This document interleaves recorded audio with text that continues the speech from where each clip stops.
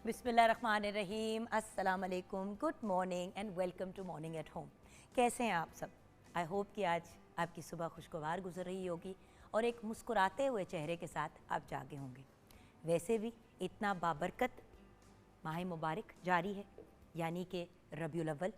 तो of course Rabiul अव्वल की मुनासबत से तो आज बातचीत होगी, लेकिन आज का हमारा टॉपिक क्या है? आज मैंने आपसे बात करनी है गुस्से की, और ये जो हमारे अंदर बर्दाश्त की कमी, जो अदम बर्दाश्त हो गए हैं लोग, उसके बारे में। व्यूअर्स, पहले भी लोगों में एक पेशेंस की कमी होती थी, लोगों में बर्दाश्त की कमी होती थी, लोग इरिटेट होते थे। ज़्यादा से ज़्यादा कोई इंसान ज़रा ऊंची आवाज़ में बात कर लेता था या भड़क जाता था, लेकिन बात वहाँ ख़त्म हो जाती थी। लेकिन एक ऐसी दुनिया में जहाँ पे अब हर चीज़ मंजर आम पे एक तरह से आ चुकी है बिकॉज ऑफ सोशल मीडिया, तो होता क्या है कि इंसान को गुस्सा चढ़ता है। उस इंसान से बात करने के बजाय जिस पे गुस्सा चढ़ा है, लोग अपने फेसबुक के ऊपर या अपने इंस्टाग्राम के ऊपर अपने फैमिली मेम्बर्स और अपने करीबी जानने वालों के बारे में पोस्ट लगा देते हैं। अब व्यूअर्स, बात यह है कि अगर आपकी नाराज़गी या गिला या कोई चीज़ किसी के साथ हो, तो सबसे पहले तो मैं ये रिक्वेस्ट करना चाहूँगी कि उस इंसान से डायरेक्टली बात करें। देखिए, किसी ने आपका दिल दुखाया जानते हुए ना जानते हुए, वो ना जानते हुए आपका दिल दुखा, उस इंसान को कोई आइडिया नहीं है कि क्या हुआ है। आप एक लंबा सा चिट्ठा लिखते थे कि जी फ़लाँ बंदे ने मेरे साथ बड़ा बुरा किया और इस टाइम पे उन्होंने मेरे से पैसे भी उधार लिए थे और वो उन्होंने मुझे बड़े लेट वापस किए थे और ये भी हुआ और वो भी हुआ। अच्छा, ये सारी बातें कभी आपने उस इंसान से डायरेक्टली नहीं की, लेकिन आपने ऑन एयर क्या ऑनलाइन जो है उस चीज़ को पब्लिसाइज़ कर दिया। अब मज़े की बात यह है कि व्यूअर्स, जहाँ पे लोग गुस्से में और बर्दाश्त कम होने की वजह से ऐसे स्टेप्स उठाते हैं, तो इर्द गिर्द वाले भी कोई कम नहीं होते। जिसने भी पोस्ट देखी, चाहे 6 लोगों ने देखी, उसका स्क्रीनशॉट ले लिया और फिर वो कोशिश की कि अगर अगले इंसान ने उसको डिलीट भी कर दिया तो फिर कोशिश की कि उस बंदे तक किसी तरह वो पोस्ट पहुंचे कि देखो इस बंदे ने तुम्हारे खिलाफ ये बात की थी, अब तो डर के उतार लिए, लेकिन फ़लाँ। मैंने ऐसे बहुत से इंसिडेंट्स होते हुए देखे हैं व्यूअर्स, और बहुत अफसोस होता है। देखिए व्यूअर्स, जब हम बात करते हैं एक अच्छा इंसान होने की, अल्लाह का बंदा होने की, एक ट्रू मोमिन होने की, तो व्यूअर्स वो तो हम तभी कर सकते हैं जब हम इंसानियत के जो सारे रिक्वायरमेंट्स हैं, इंसान होने की सारी रिक्वायरमेंट्स हैं, उनको पूरा करें। जिसमें एक बहुत बड़ी रिक्वायरमेंट है अपने गुस्से को काबू करना। देखिए, एक एग्जांपल दिया ना कि गुस्सा चढ़ा तो किसी ने पोस्ट लगा दी, लोग गुस्से में हाथ भी उठा लेते हैं, गालियाँ भी निकाल देते हैं, फिज़िकली जाके लोगों के साथ लड़ाइयाँ करने की कोशिश करते हैं। और अफसोस की बात कि गुस्सा कभी कभी, बल्कि अक्सर जायज़ बात पे ही चढ़ा होता है, लेकिन जो हमारा रद्द अमल होता है उस गुस्से की वजह से, हमारे जो एक्शंस होते हैं, जो हमारा बिहेवियर होता है, वो इतना नेगेटिव होता है कि उसकी वजह से आपका ठीक होना ख़त्म हो जाता है। जैसे कि मेरी और अभी शेफ़ नूर से भी मुलाकात होगी, मेरी और शेफ़ नूर की लड़ाई होती है। उन्होंने, खुदा न खास्ता तो बस सफ़र कभी भी ऐसा नहीं होगा इंशाल्लाह, लेकिन मेरी और शेफ़ नूर की लड़ाई होती है। वो लड़ाई में, गुस्से में अपने मुंह से मुझे गाली निकाल देती हैं।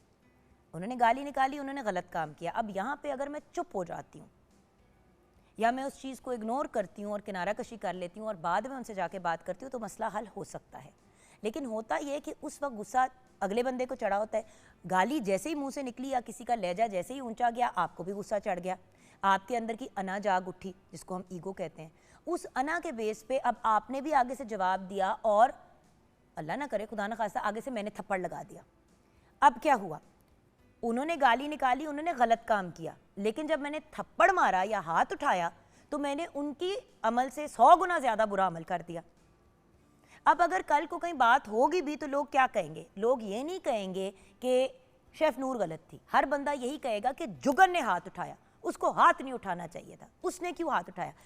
जो शुरू में सारा कुछ हुआ होता है वो डिलीट हो जाता है, क्योंकि आपकी नेगेटिव चीज़ जो है उनकी नेगेटिव चीज़ से कई गुना बढ़ के होती है। सो मैं ये नहीं कह रही कि अपनी फीलिंग्स को एक्सप्रेस ना करें, गिले शिकवे जो हैं अगर किसी के वो ना सुने, लेकिन अगर किसी और को गुस्सा चढ़ा हुआ है तो उनके गुस्से की लपेट में आके अपने पैर पे कुल्हाड़ी नहीं मारनी। और व्यूअर, सबसे बड़ी बात यह कि हमने अपनी ज़ात के साथ रहना है। क्या आप अपने साथ जी सकते हैं किसी को तकलीफ़ दे के, किसी पे चीख के, किसी के साथ गुस्ताखी करके? गलती हो जाती है, गुस्से में बड़ी दफ़ा होता है, मियाँ बीवी के बीच में ऊंच नीच हो जाती है, बच्चों के साथ की माँ बाप के साथ हो जाती है, फ्रेंड्स की आपस में हो जाती है, भाई बहन की एक दूसरे के साथ हो जाती है। लेकिन उसके बाद क्या होता है? चलें झगड़ा हो गया, मिसअंडरस्टैंडिंग हो गई, जिसकी गलती है अगर वो माफ़ी मांग लेता है तो क्या ये बहुत बेहतर अमल नहीं है? रादर दैन बंदा गुस्से में एक बांस पे चढ़ जाए। मैंने ऐसी शादियां भी देखी हैं जहाँ पे मियाँ बीवी का झगड़ा हुआ और 2-2 महीने एक ही घर में रहते हुए, एक ही कमरे में सोते हुए, एक बेड पे सोते हुए बातचीत नहीं है, सलाम दुआ के अलावा एक दूसरे से बात ही नहीं कर रहे। और वो भी उनका एक दूसरे को सलाम दुआ करना एक बहुत बड़ी ब्लेसिंग है, वरना तो वो भी बड़ा अरसा नहीं हुआ। सो मैं ऐसे कपल्स को जानती हूँ। सो एक ही घर में रहते हुए जब हम इस किस्म के मामलात में पड़ते हैं, और व्यूअर्स गुस्सा तो वैसे ही बीमारी है, बहुत से लोगों की पर्सनैलिटी में ये चीज़ होती है, लेकिन गुस्सा बेसिकली एक बीमारी है जिसका हम लोगों ने इलाज करना है और जिसके ऊपर हमने वर्किंग करनी है। अब मुझे भी बहुत ज़्यादा गुस्सा चढ़ता है। कल की अगर बात करूं तो मुझे एक बात पे बहुत ज़्यादा गुस्सा चढ़ा और मैं चीखना शुरू हो गई, और मुझे बहुत, वो जो कहते हैं ना, गुस्सा काबू ही नहीं हो रहा था। तो फिर जिस पे गुस्सा चढ़ा उनसे मैंने किनारा कशी कर ली, because at the end of the day viewers, जब पारा एक सर्टन लेवल पे पहुंचा होता है उस वक्त बेहतर ही होता है खड़े हुए हैं, मतलब बैठ जाएं, पानी का एक गिलास पिएं, लंबे लंबे सांस लें, नहीं अगर कंट्रोल हो रहा उठ जाएं, मतलब बैठे हुए हैं तो खड़े हो जाएं, खड़े हुए हैं तो जाके लेट जाएं, अगर लेटने से नहीं सुकून मिल रहा तो बाहर निकल के थोड़ी सी वॉक कर लें, अपने दिमाग को डिस्ट्रैक्ट करें ताकि आपका गुस्सा नीचे आए तो आप फिर फोकस के साथ उस मैटर के साथ डील कर सकें। बात यह है कि व्यूअर्स, जब हम चीज़ को एक्सेलरेट करने देते हैं और वो बढ़ता, जिस तरह गाड़ी है, आप उसके एक्सेलरेटर पे पाँव रखेंगे तो वो रुप करके आगे जाएगी। आपने उस चीज़ को रोकना है, आपने अपना पाँव ब्रेक पे डालना है और आहिस्ता आहिस्ता आहिस्ता आहिस्ता अपने आप को सेटल करके फिर उस मैटर के साथ डील करना है।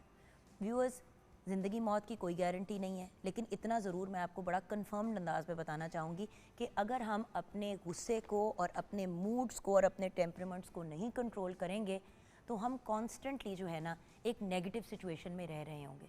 और सबसे अफसोस की बात कि जिस बंदे को गुस्सा ज़्यादा चलता है या जिसकी बर्दाश्त कम होती है वो हज़ार बीमारियों में भी मुब्तला हो जाता है। इसी गुस्से की वजह से दिल के अमराज हो जाते हैं लोगों की। अल्लाह माफ़ी दे, बहुत से लोग कहते हैं कि कैंसर जिस इंसान को हो उसके टेम्परामेंट को उसको कंट्रोल में रखना चाहिए, क्योंकि स्ट्रेस की वजह से गुस्सा चढ़ता है, आपको स्ट्रेस आती है, स्ट्रेस की वजह से आपकी बीमारियां और बिगड़ जाती हैं और मामलात और ख़राबी की तरफ चले जाते हैं। हार्ट अटैक्स हो चुके हैं लोगों को इसी तरह, गुस्से में चीख रहे थे, दिल का दर्द उठा, हॉस्पिटल गए तो पता चला कि अगले को हार्ट अटैक होना शुरू हो गया था उसके दौरान। तो अपने टेम्परामेंट को कंट्रोल में लाना है, आप भी कोशिश करें, मैं भी कोशिश करती हूँ। चले बढ़ते हैं शेफ़ सैयदा नूर की तरफ। अस्सलाम वालेकुम शेफ़ नूर। वालेकुम सलाम, कैसी हैं आप? बिल्कुल ठीक। आज गुस्से की बात हो रही है और गुस्सा तो देखें हम सब की फितरत का हिस्सा है, ज़्यादा हो कम हो गुस्सा सबको चढ़ता है, सबको चढ़ता है, लेकिन बर्दाश्त कर जो वही कामयाब है। और उसके साथ साथ शेफ़ नूर एक और भी तो इम्पोर्टेंट चीज़ है ना, देखिए गुस्सा तो हर बंदे को आता है। बिल्कुल। अब एक इंसान है कि गुस्से में वो किनारा कशी कर लेता है या उस गुस्से को पी जाता है बिल्कुल। और बाद में आराम से आसान अंदाज में उस मसले को हल करता है। और फिर एक वो इंसान है, जैसे कि मैं अक्सर करती हूँ और कोशिश करती हूँ कि उसको कंट्रोल करूँ, पहले से तो बेहतर हो गई हूँ लेकिन अभी भी होता है। सो द पॉइंट इज़, और एक वो इंसान है जिसको गुस्सा चढ़ता है तो उससे गुस्सा ही नहीं कंट्रोल होता। बात ये है कि व्यूअर्स है कंट्रोलेबल चीज़, अपने आप को तरीका सिखाना है कि आपके लिए, कुछ लोगों के लिए पानी पीने से उनका गुस्सा ठंडा हो जाता है और कुछ लोगों का शेफ़ नूर जब जहाँ पे भी है गुस्सा चढ़ा हुआ वहाँ से निकल जाए, थोड़ी देर बाहर जाके वॉक करें तो वो सेटल हो जाते हैं। चुप रहना भी कहते हैं, एक चुप आयतुल कुर्सी पढ़ें, बार बार आयतुल कुर्सी पर दुरूद शरीफ का विर्द करें, बार बार दुरूद शरीफ पढ़ें, आपका गुस्सा वैसे ही ठंडा हो जाएगा। दुरूद शरीफ तो वैसे एक बहुत पावरफुल चीज़ है। और आजकल तो वैसे ही क्योंकि रबीउल अव्वल का बाबरकत महीना है तो हमें कोशिश करनी चाहिए कि ज़्यादा हम इस चीज़ का ख्याल। बिल्कुल। सो अब किचन में आज क्या बन रहा है? किचन में जी आज हम 2 चीज़ें बना रहे हैं रबीउल अव्वल के हवाले से भी, और आज कोकोनट डे भी मनाया जा रहा है। तो मैंने कहा कि पाकिस्तान समेत व्यूअर्स दुनिया भर में 2 सितंबर को वर्ल्ड कोकोनट डे मनाया जाता है और ये सबसे पहली दफ़ा 2009 में मनाया गया था। बिल्कुल। तो उस हवाले से मैंने कहा एक मीठा बनाया जाए, कोकोनट हलवा बनाएंगे और एक हम बनाएंगे धुआं दही chicken. By the way coconut हलवे को ही अगर थोड़ा सा आप थिक कर लें तो उसकी बड़े मज़े की कोकोनट बर्फ़ी भी बन जाती है। जी बिल्कुल, कोकोनट बर्फ़ी भी बन सकती है। तो चलिए रेसिपी। और जी पहले मैं बोलूँगी जी स्मोकी योगर्ट चिकन, धुआं दही चिकन। मुर्ग का गोश्त चाहिए हमें 1.5 किलो, टमाटर हमें चाहिए 3 से 4 अदद, दही चाहिए हमें 1.5 कप, नमक हस्बे जायका, सुरख मिर्च पाउडर 1 चाय का चम्मच, हल्दी पाउडर 1 चाय का चम्मच, तेल 1 कप, प्याज 2 से 3 अदद, इसको लाइट ब्राउन करके निकाल लेंगे। लहसुन अदरक की पेस्ट 2 खाने के चम्मच, साबुत धनिया 2 खाने के चम्मच। ये हम एक मसाला बनाएंगे जो कि हम इसको रोस्ट करके ग्राइंड करेंगे, जिसमें साबुत धनिया 2 खाने के चम्मच है, ज़ीरा 1 खाने का चम्मच, सुरख मिर्च गोल वाली 5 से 6 अदद है, दालचीनी 2 स्टिक है, काली मिर्च 15 से 20 दाने हैं, हरी इलायची 5 से 6 अदद है, लौंग 6 से 7 अदद है। प्याज फ्राई जो है वो 1 कप है, वो दूसरे वाले प्याज जो है वो ऊपर हम रिंग करके डालेंगे। हरा धनिया 1 कप है, हरी मिर्चें 6 से 7 अदद हैं। और इसका ये है कि जी हम मसाले को जो है वो रोस्ट कर लेंगे, जो ही खुशबू आने लगी उसे ठंडा करके ग्राइंड कर लेंगे। फिर हम जो दही है हमारे पास, और हम 2 जगह दही यूज़ करेंगे। दही में हम सारे मसाले, नमक, मिर्च, हल्दी, धनिया पाउडर और जो हमारे मसाले रोस्ट हैं उसको ग्राइंड किए हुए वो डाल देंगे। लहसुन अदरक की पेस्ट डाल देंगे और डाल के टमाटरों को हमने ब्लांच कर लेना, उसका छिलका उतार के उसको ग्राइंड करके वो भी डाल देंगे। और फिर हमने अपना चिकन को जो है वो मैरिनेट कर लेना है। चिकन हमारा मैरिनेट हो जाएगा, ओवरनाइट कर लें तो सबसे बेस्ट है, लेकिन बहुत इजी रेसिपी है। इसको बस मैरिनेशन इसकी जो है वो ज़रा टाइम उसका होना चाहिए। और वही वाली चीज़ है ना, किसी भी चीज़ को व्यूअर्स, मैं हमेशा शेफ़ नूर मेन चीज़ जो हमें समझाती हैं अपनी हर रेसिपी में, जब भी कोई इस टाइप की चीज़ हो कि प्लीज़ मैरिनेशन करें। जितना फिर आप लोग कहते हैं कि हाँ वो जी। जायका नहीं आया। व्यूअर्स मैरिनेट हुई भी, क्योंकि उसमें जायका जो उर्दू में कहते हैं ना रज बस जाता है, वो उसके अंदर चला जाता है, चला गया, इसके अंदर चला गया, हड्डी तक फ्लेवर चला जाता है, तभी तो मज़ा आता है। अब जो है हम ऑयल डालेंगे और इसमें से मसाले में से चिकन निकाल के इसको हम कलर देंगे। सारा एक तरफ से कलर आ जाएगा, 3-4 मिनट, फिर दूसरी तरफ से आ जाएगा। फिर जो इसका बाकी मसाला है वो डाल के अच्छे तरीके से भुनाई कर लेंगे, और भुनाई करके इसमें 1 कप पानी डाल के उसको हल्की आंच पे रख देंगे। जो ही इसका पानी खुश्क होगा तो हम इसको जो है वो उतार लेंगे और उसको डिश आउट करके, और दही में हम नमक डाल देंगे और उसके ऊपर थोड़ा सा ज़ीरा पाउडर डाल के उसको उसकी लेयर लगा देंगे। ऊपर हम डालेंगे जी सब्ज़ मिर्चें, थोड़ा सा धनिया डालेंगे, थोड़ा सा पुदीना, और रिंग हम अनियन के रिंग डाल के स्मोक दे देंगे। और ये हमारा के अंदर आप कोई फॉइल का पीस रखें, गरम कोयला रखें, उस पर कुछ कतरे ऑयल के डाल के उसको ढक दें। 2-3 मिनट के लिए उसको ढकेंगे, वो आपका रेडी हो जाएगा। अच्छा, कोकोनट हलवा। कोकोनट हलवे के लिए जी चाहिए, कोकोनट हलवे का तो रेसिपी से पहले ही मुंह में पानी आ गया ना मुझे। बाय द वे कोकोनट बहुत पसंद है। एंड व्यूअर्स, अभी ब्रेक के बाद ज़ैनब गोंदल आपको बताएगी कि कोकोनट के कितने फायदे हैं, आप हैरान हो जाएंगे। कोकोनट मुझे भी बहुत पसंद है, जब तक वो फ्रिज से खत्म नहीं होता ना, मैं और मेरे हस्बैंड खाते जाते हैं। बड़े मजे का, बहुत मजे का, और कितना अच्छा और हेल्दी स्नैक है यार। बिल्कुल। अच्छा जी, कोकोनट हलवे के लिए चाहिए जी देसी घी। आप इसको देसी घी में बनाएंगे तो तब आपका ये बहुत डिलीशियस बनेगा। इसमें आपने दूसरा वाला ऑयल या घी नहीं यूज़ करना। अच्छा जी, कोकोनट पाउडर चाहिए जी हमें 1.5 कप, चीनी चाहिए हमें आधा कप, पानी हमें चाहिए आधा कप, क्रीम हमें चाहिए 4 खाने के चम्मच, सूखा दूध हमें 4 खाने के चम्मच, अंडे हमें चाहिए 2 अदद, अगर बड़े हैं तो 2, छोटे हैं तो 3 ले लीजिएगा, लौंग हमें चाहिए 4 अदद, सब्ज़ इलायची चाहिए हमें 6 अदद, और गार्निशिंग के लिए बादाम, पिस्ते और वर्क से हम इसकी गार्निशिंग करेंगे। इसको जी हम देसी घी को हम डालेंगे जी पैन में, और हम लौंग डाल के इसको कड़कड़ाएंगे, और उसके बाद हम अपना कोकोनट पाउडर डाल के हमको लो फ्लेम पे इसको हम लाइट ब्राउन करेंगे, क्योंकि आपने तेज़ फ्लेम पे किया तो ये जल जाएगा। आपको पता है ये बड़ा नाजुक सा होता है। इसको हम लाइट ब्राउन जो ही होगा तो हमने पहले पानी और चीनी का शीरा बना लेना है, हमने उसके बाद इसमें शीरा डाल देना है, और अंडे और क्रीम को हमने मिक्स करके वो डाल देना है, और हमने चम्मच हिलाते जाना है। मीडियम आंच रखनी है आपने, हल्के मतलब मीडियम टू लो फ्लेम पे, और उसके बाद हमने सूखा दूध डाल देना और उसकी अच्छे तरीके से भुनाई करनी है। उसके बाद हमने इसमें इलायची पाउडर डाल देना है। जो ही इसका ऑयल ऊपर आना शुरू हो तो आप डिश आउट करें और इसके ऊपर वर्क लगाएं और पिस्ते और बादाम से गार्निशिंग करके और आप इसको सर्व कर दें। आसम। और कोकोनट हो रहा है तो यमी से कोकोनट की तरफ बढ़ेंगे, लेकिन ब्रेक के बाद, और ज़ैनब गोंदल से जानेंगे कि एक्चुअली कोकोनट हमारी सेहत को कैसे इन्हांस कर सकता है और वेट लॉस में कैसे काम आ सकता है। ब्रेक के बाद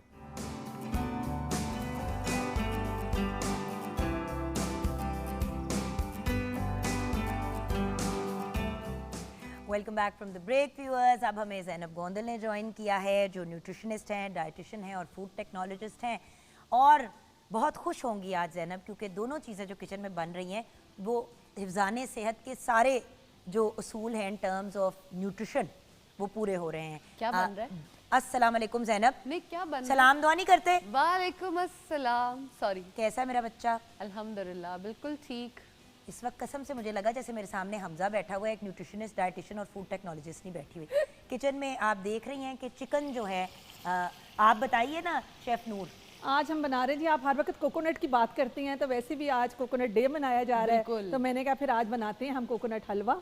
और जो चिकन कि बताए ना, बहुत आप चिकन भी आप बड़ी अच्छी जी, एक बना रही हैं जो चिकन- एक्चुअली उस तरह से फैटनिंग नहीं है। बिल्कुल भी फैटनिंग नहीं है, ये हम बना रहे हैं जी स्मोकी योगर्ट चिकन, धुआं दही चिकन। नाइस। हाँ, तो अब आप देखिए ना, अगर आप धुआं दही चिकन बना रहे हैं, उसका फैट का कंटेंट और उसमें इतना ज़्यादा सालन वाला एलिमेंट नहीं है। Yeah. आपने ये ड्राई चिकन खा ली, अगर आपने नहीं भी इसमें से ग्रेवी निकाली, आप ये ड्राई चिकन खा ली, साथ में आपने सैलेड खा लिया, बिल्कुल। उसके बाद आप कोकोनट का हलवा खा ले, वाह। कौन आपको मना करेगा? मसला तभी होता है कि निहारी खाई, नान खाए, साथ में आपने ऊपर तड़का भी लगा लिया, वो पहले खाया, उसके बाद फिर आपने फैसला किया कि कोकोनट हलवा भी खा लेते हैं ताकि बिल्कुल ही काम डाइजेस्टिव खराब हो सिस्टम जाए। उड़ जाए।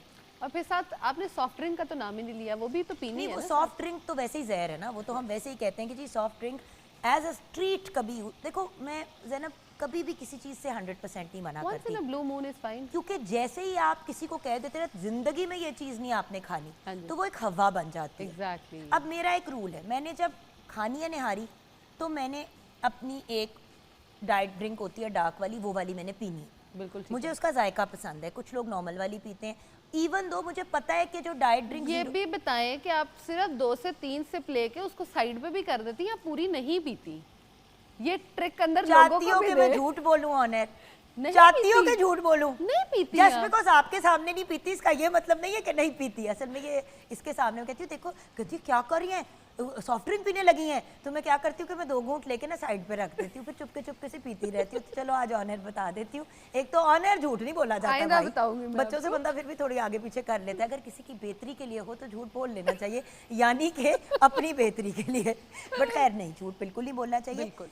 देखिए पॉइंट ये कि once in a blue moon, पर जैन ने बहुत वैलिड पॉइंट रेज किया। आपने एक बोतल या एक कैन खोला 500 ml वाला, आपने 250 ml वाला, आधा आपने पी लिया, आधा हस्बैंड ने या वाइफ ने या किसी और के साथ बिल्कुल। शेयर कर लिया कि कम सिस्टम में जाए, जायका भी आ जाए और आपकी ख्वाहिश भी पूरी हो जाए। बिल्कुल। Coconut yes. पाकिस्तान समेत दुनिया भर में कोकोनट का आलमी दिन मनाया जा रहा है व्यूअर्स। वैसे तो कुछ लोगों के जहन भी कोकोनट की तरह ही होते हैं, शदीद सख्त और अंदर नहीं कुछ घुसता, लेकिन ये दिन सबसे पहली दफ़ा 2009 में मनाया गया था जब Asian and Pacific coconut community ने इसे ऑफिशियली लॉन्च किया था। इस दिन को मनाने का मकसद बेसिकली लोगों को ये बताना है कि ये एक कंप्लीट सुपर फूड है, यस। फूड नहीं है, सुपर फूड है, जिसका तेल, जिसका दूध, जिसका पानी सब फायदेमंद हैं, यानी कि उसका जो हार्ड वाला टॉप होता है अगर आप वो तोड़ के निकाल लें उसके अंदर से कोपरा, तो इसका आप ऑयल बना लें, आप इसका कोकोनट मिल्क बना लें, कोकोनट क्रीम बना लें, कोकोनट पाउडर बना लें, कोकोनट वाटर बना लें, ये सब बहुत फ़ायदेमंद हैं। बिल्कुल। फ़ायदों की लिस्ट तो मेरे पास 2 पेजेस की है व्यूअर्स, वाओ। ये भरे हुए हैं। इसके अंदर बेनिफिट्स, डायबिटीज़ को कंट्रोल करता है, स्किन को बेहतर करता है, दांतों के लिए फ़ायदेमंद है, कोकोनट ऑयल से बना हुआ फूड खाने के लिए बहुत बेहतरीन है, आपको एनर्जी देता है, इम्यूनिटी क़ुव्वत मुदाफ़ियत को बेहतर करता है, एंटी एजिंग है, यस। एंटी एजिंग है, डैंड्रफ को खत्म करता है, पेट के फैट को खत्म करता है, बोन्स को स्ट्रॉन्ग करता है कोकोनट। आपको पता है कि कोकोनट ऑयल से मैंने 2 बल्कि एक वो मैंने कुछ एंटी डैंड्रफ मास्क बताए अपने यूट्यूब चैनल पे, मेरे वो लगे हुए हैं, आप देख भी सकते हैं। उसके अंदर मैंने कोकोनट ऑयल का इस्तेमाल किया क्योंकि वो इतना ब्रिलियंट चीज़ है कि अगर आपके जड़ों में डैंड्रफ का इशू है तो वाहिद तेल है जो अगर आप टी ट्री ऑयल और 1-2 और चीज़ें कंबाइन करके यूज़ करें तो आपके डैंड्रफ को भी ख़त्म कर देता है। बिल्कुल ऐसे ही है। तो अमेजिंग है। कोकोनट के फ़ायदे इतने ज़्यादा हैं कि शायद उनको एक्सप्लेन कर पाना वैसे ही इम्पॉसिबल है। जितनी ज़्यादा उस पर रिसर्च करते जाते हैं उतने ज़्यादा फ़ायदे जो हैं वो हमें उसके मिलते जाते हैं।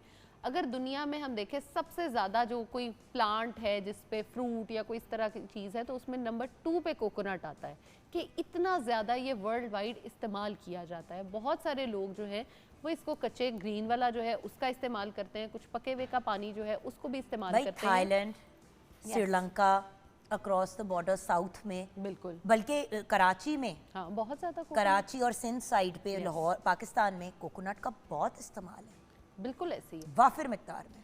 और कोकोनट का सबसे बड़ा फ़ायदा ये है, आपने वज़न कम करना है तो भी कोकोनट आप इस्तेमाल कर सकते हो, आपने वज़न को बढ़ाना है तो भी आप कोकोनट का इस्तेमाल कर सकते हो। ये वन ऑफ दोज फ्रूट्स है जिसको आप इस तरह से भी इन्हांस कर सकते हो।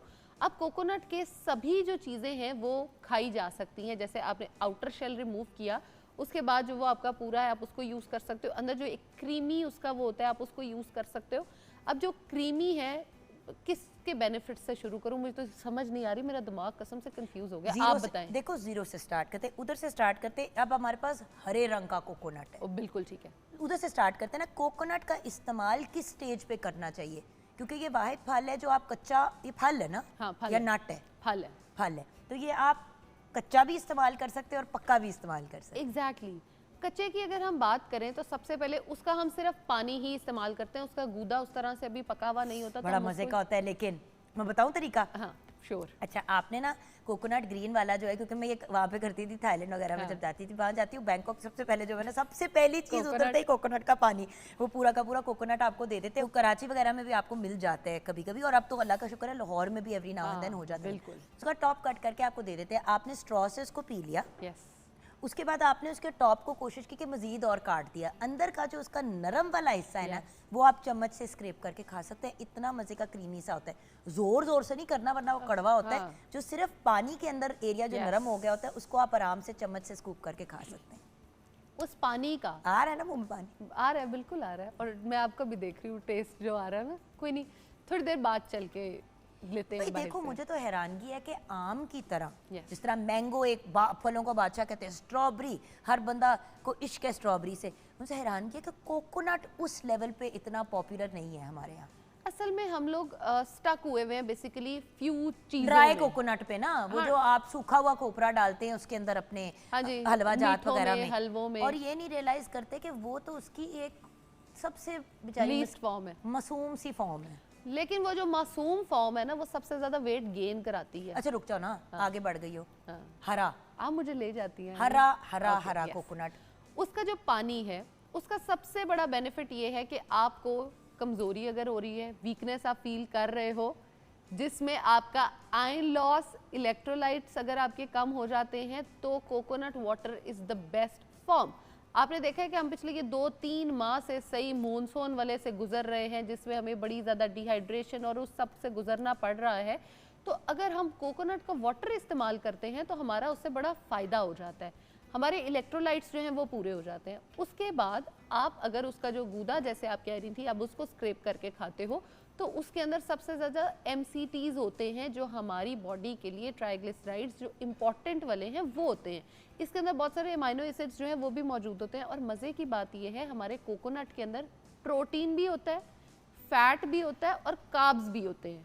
तीनों चीज़ें एक ही उसके अंदर हमें मिल जाती हैं, और इसके अंदर हमारे बहुत सारे जो है मिनरल्स वो भी मौजूद होते हैं, जिसका सबसे बड़ा फ़ायदा हमें ये होता है। अगर हम सर से लगाने की बात बताती हूँ, फिर आहिस्ता आहिस्ता उसके उन पे भी आती हूँ। सर पे हम यूजुअली उसका ऑयल लगाते हैं।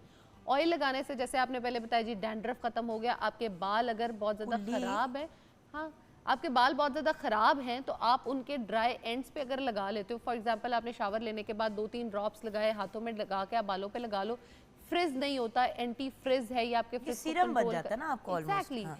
फ्रिज को कंट्रोल करता है, और उसके बाद आपके बालों को एक ताजगी जो हम कहते हैं ना, जो और देखिए ना, एक फ्रेश स्मेल भी आती है। अब ज़्यादातर जो ऑयल्स होते हैं, अच्छा यहाँ पे मैं एक वार्निंग देना चाहूँगी व्यूअर्स, बहुत ज़्यादा आजकल मार्केट में हुआ कि नॉर्मल तेल के अंदर ना वो कोकोनट की का थोड़ा सा ऑयल डाल के और उसमें खुशबू डाल के वो कर देते हैं। हो सके तो पंसारी से जाके अगर आप कोकोनट का तेल निकलवा लेते हैं, ड्राई कोकोनट खुद ले जाएं और आप उसको कर दें, वो भी हो सकता है। उसके अलावा फिर अगर लेना है आपने कोकोनट का तेल, तो मुस्तनिद जगह से लें, प्रॉपर जहाँ से आपको पता है। एंड रिमेंबर, कोकोनट ऑयल हमेशा नेचुरल और ऑर्गेनिक होना चाहिए।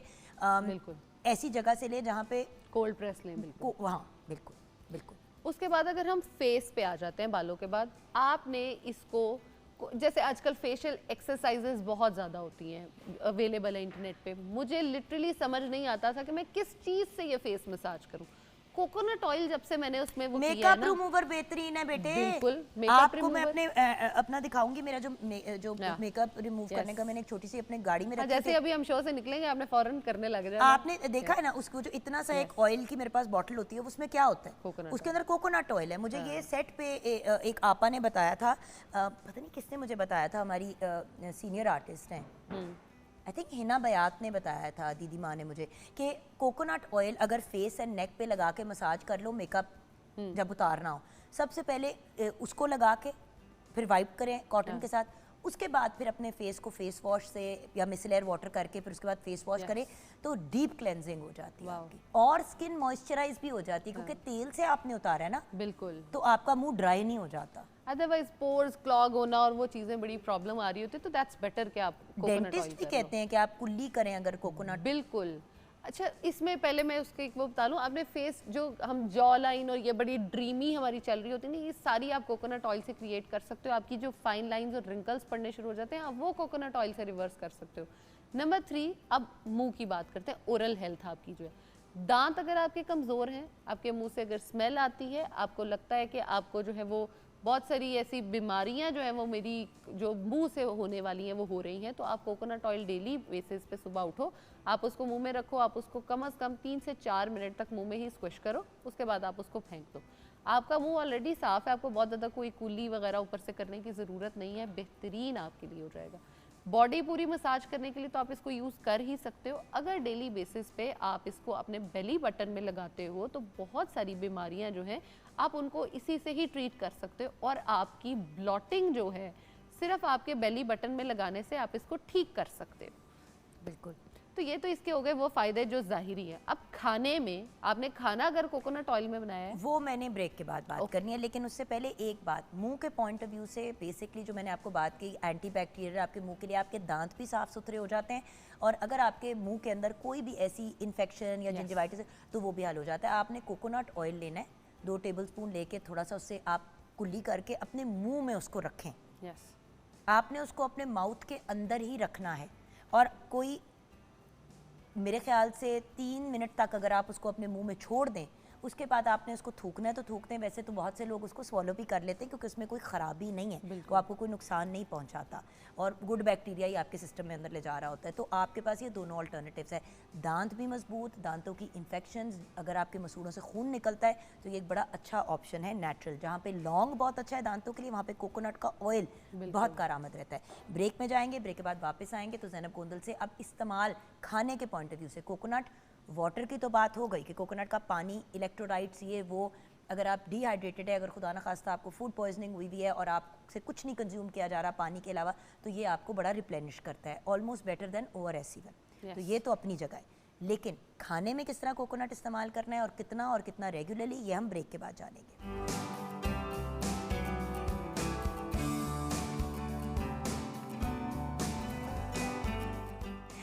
जी हाँ viewers, welcome back from the break. हम बात कर रहे हैं कोकोनट की। खोपरा यानी कि कोकोनट का आलमी दिन मनाया जा रहा है पाकिस्तान समेत दुनिया भर में, तो हमने सोचा कि इतने सुपर फूड्स की बात कर चुके हैं हम लोग, तो हम इसकी क्यों नहीं बात कर रहे, क्योंकि मोरिंगा को भी फॉर एग्जांपल एक सुपर फूड कंसिडर किया जाता है, राइट ज़ैनब? बिल्कुल। तो इसी तरह खजूर हो गया, डेट्स भी एक सुपर फूड है, तो कोकोनट तो बहुत ही बेहतरीन चीज़ है। ऐसे ही है, लेकिन कोकोनट का हम ज़रा जो इस्तेमाल है ना उस पर गलती करते हैं, ये है कि हम उसको डब्बे में आजकल जो उसके जूसेस आ रहे हैं उनको पीते हैं और हमें ये लगता है कि इनके भी वही फ़ायदे होंगे। उसका कोई आपको उस तरह से फ़ायदा नहीं, क्योंकि नेचुरल कोकोनट वाटर जो होता है ना व्यूअर्स, लोग कोकोनट जूस ले लेते हैं, अब उसके अंदर उन्होंने मिलाई होती है 1000 चीज़ें। बिल्कुल, कोकोनट वाटर की हद तक तो बात ठीक है, लेकिन वो भी आपको चेक करना है कि आप किधर का, कौन सी कंपनी का, और पीछे पड़ें तो अगर कोकोनट वाटर बहुत ज़्यादा या कोकोनट जूस बहुत मीठा है तो इसका मतलब है उसमें चीनी है, क्योंकि कोकोनट वाटर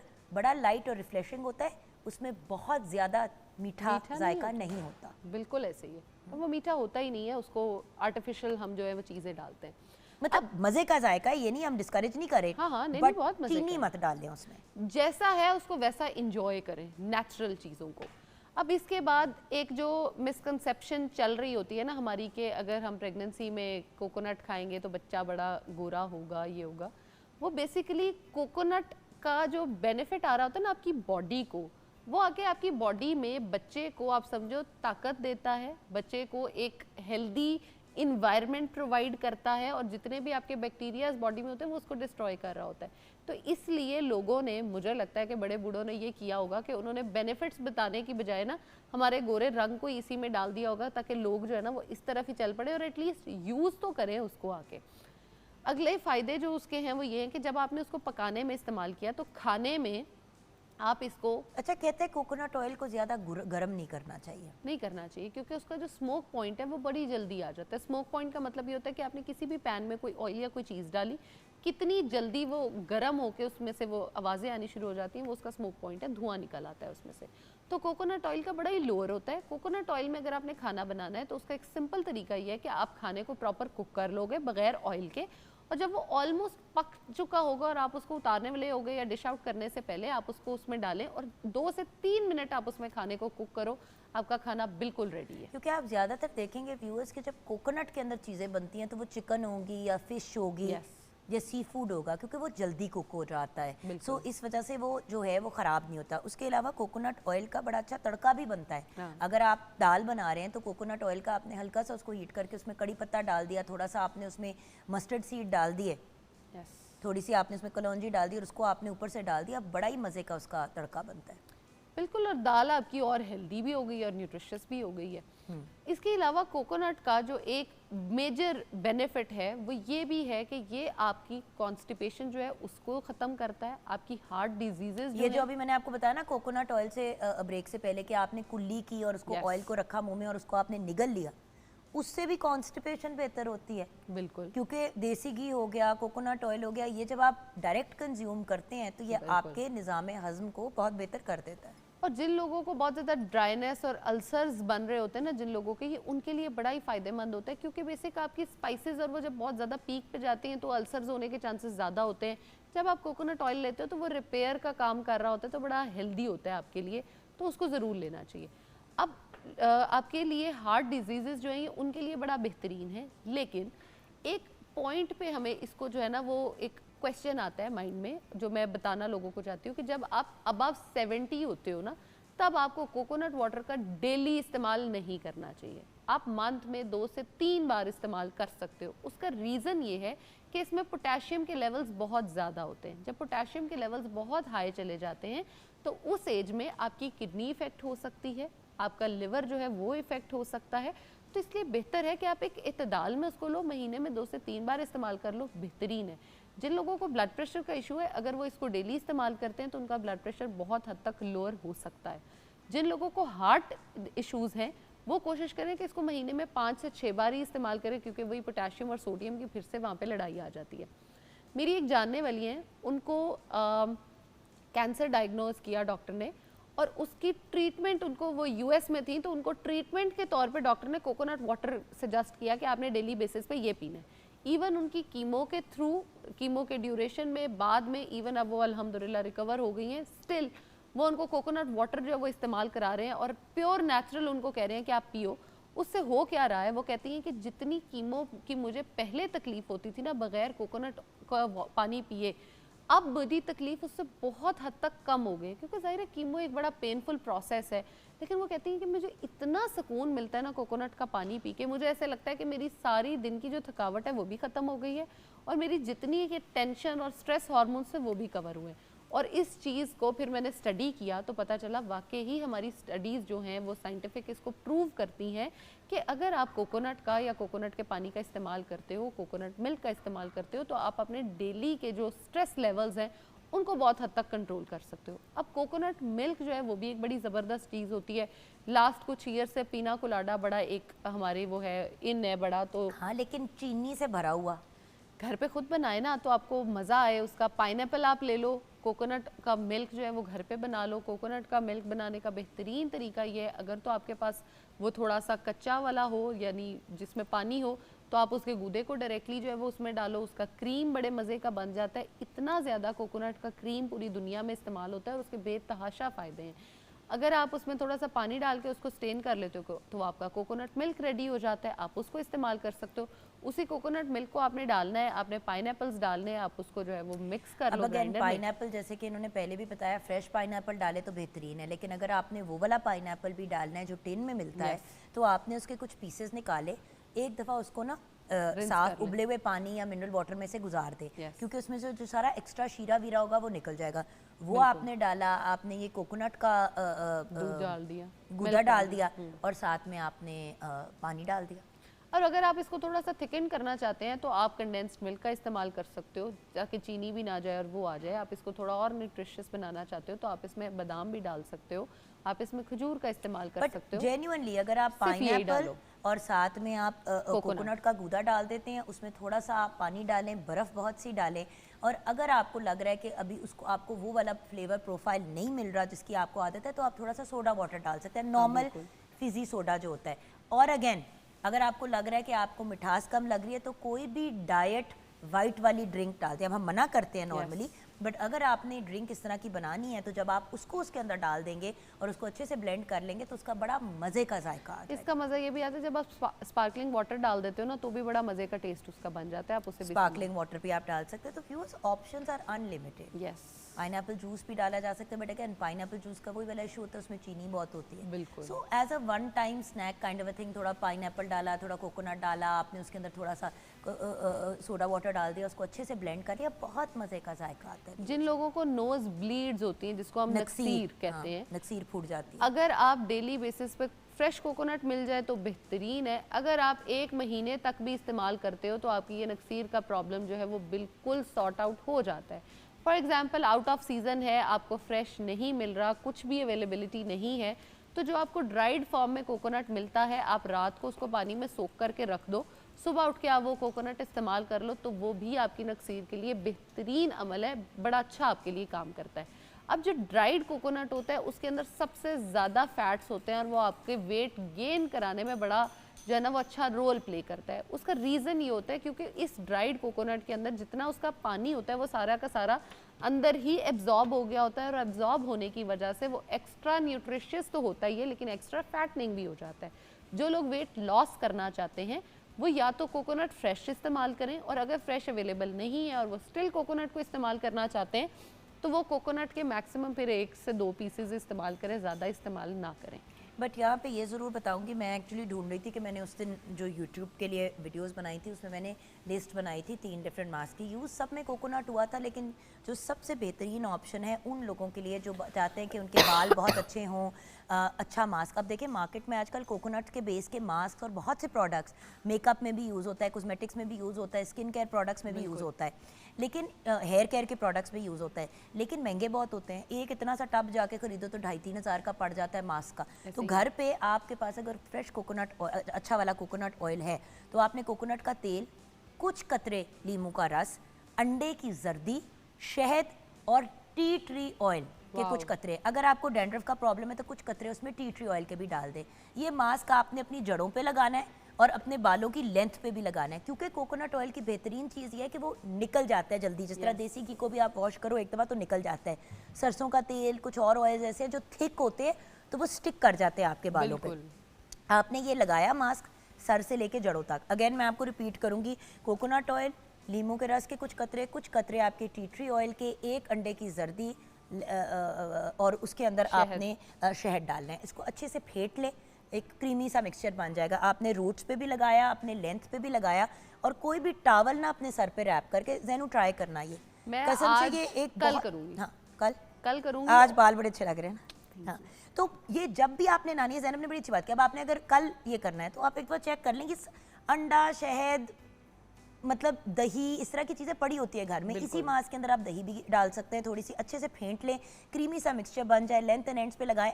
नहाने से आधा घंटा पहले लगा के छोड़ दिया, जो भी आपने इधर फनकारियाँ काम कुम करने किए, उसके बाद आप नहाने के लिए गए, सिंगल वॉश में ये ऑयल शॉयल सब आपके बालों से निकल जाएगा। क्योंकि उसमें आपने लेमन डाल दिया है ना, उसकी बड़ी अच्छा होता है, वो अंडे की ना तो स्मेल आने देता है और उसके ज़्यादा बेनिफिट्स भी देता है। जिन लोगों को थोड़े अपने गोल्डनिश टोन में बाल पसंद है, लेमन उनके लिए बड़ा अमेजिंग है, बट हर बंदे को सूट नहीं करता। मैंने इसीलिए कहा कि नींबू का रस अगर आपको सूट करता है वो भी डाल दे, और टी ट्री ऑयल मैंने इसलिए कहा 2-3 कतरे आपने डाल दिए।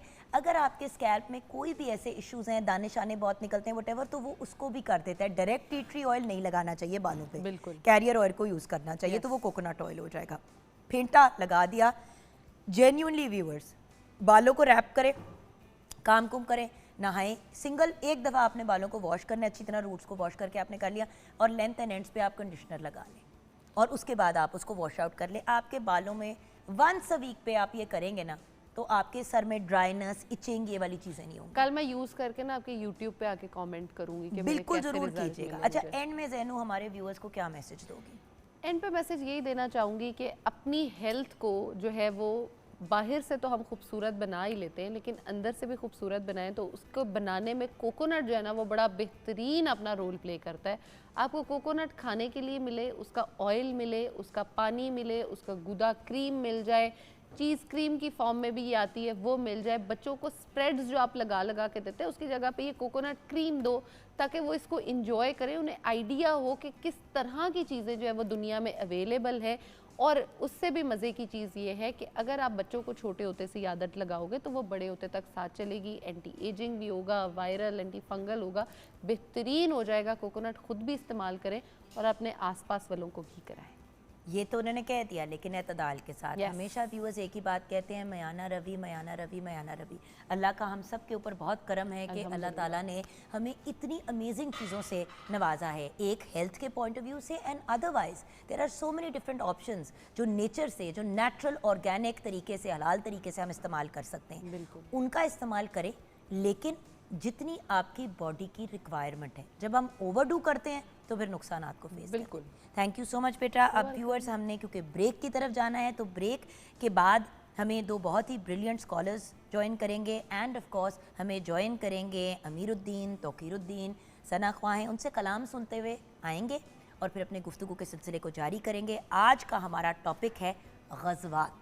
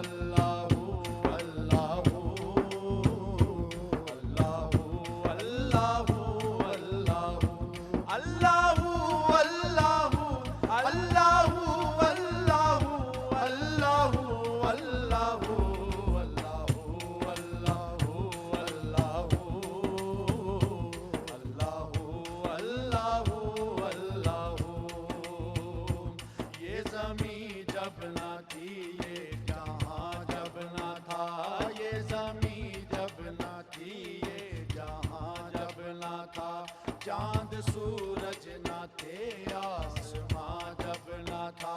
चांद सूरज ना थे, आसमां जब ना था। राज़े हक भी किसी पर आया जब ना था। राज़े हक भी किसी पर आया जब ना था।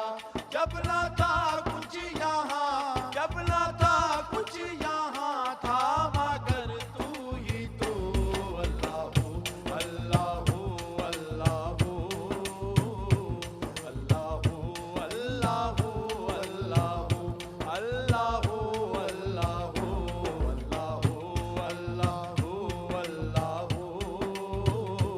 अल्लाहू अल्लाहू अल्लाहू ला इलाहा तेरी शान शान शान। ला इलाहा तेरी शान शान शान। ला इलाहा तेरी शान। या वहदाहू तू ख़यालो तजस्सुस, तू ही आरज़ू, तू ख़यालो तजस्सुस, तू ही आरज़ू। आँख की रोशनी, दिल की आवाज़ तू। आँख की रोशनी, दिल की आवाज़ तू।